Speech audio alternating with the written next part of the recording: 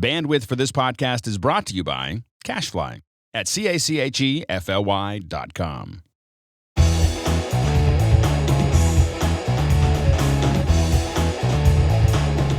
Hey everybody, as you can see, I've got my new little iPhone 3GS, and as you can see there, you can see me, you're taking a video of me taking a video of me, and it's pretty exciting. I'm very excited about this. I think that this is a game changer. The ability to shoot really, really easy video, quick and easy, and get it up to YouTube is going to change the way we look at news, the way we look at event coverage, the way we probably look at weddings. It's really amazing, but the only problem with it is it's kind of small. I mean, it's kind of puny. I mean, I know it's convenient, but it's shaky cam, and it's hard to keep it perfectly still, and it just doesn't have enough beef. And so as soon as we brought it home, I mean, is literally within the first 20 minutes, we were trying to figure out, looking around the office to see what we had laying around that we could use to, beef this up just a little bit. So I'll show you what we came up with. So what we have here is this is a Red Rocks Micro. That's the basis of this whole thing. So what we have is you've got the shoulder mount in the back. We've got the handles in the front. This is a base plate that came with it, and you see the rails are kind of keeping everything put together here. Now, there's a couple other things that are going on here. We've got a SEMA. SEMA makes this little handle here. It's used as a handle for camcorders and such, but we don't need that for a handle. But what we did need was something to mount our light panels micro up here, and a shotgun mic down here. And so this shotgun mic then feeds down into a Beach Tech box. So the Beach Tech box is down here, and of course that's going to allow us to just go to this little headphone jack a little bit later.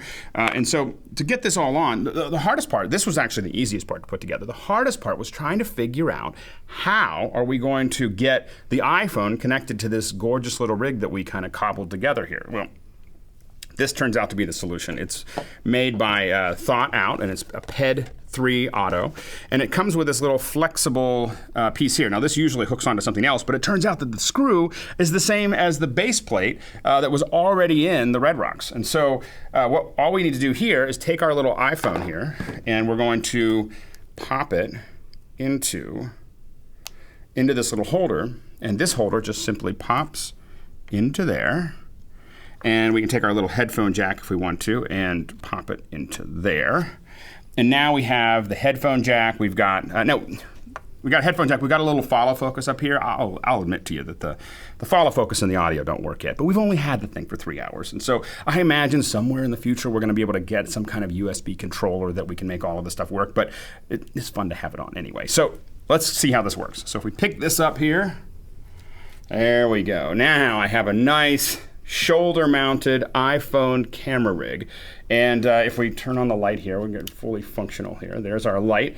And so now I've got a lot more control. This gives me a much more steady feel, much more news camera-like. And now, of course, the one thing that would be kind of nice is that we've been thinking about is we need a little tiny matte box in here, just like a little one that would just pop right on there. But to be honest, if you have something this big, people are going to take you just a lot more seriously, or, well, maybe a lot less seriously. But either way, it is worth playing with. We just couldn't not do this. I mean, this is what we do. And so I know it's taking it a little bit too far, but I think that, hopefully this gets your creative juices kind of flowing about what's possible with the iPhone 3GS.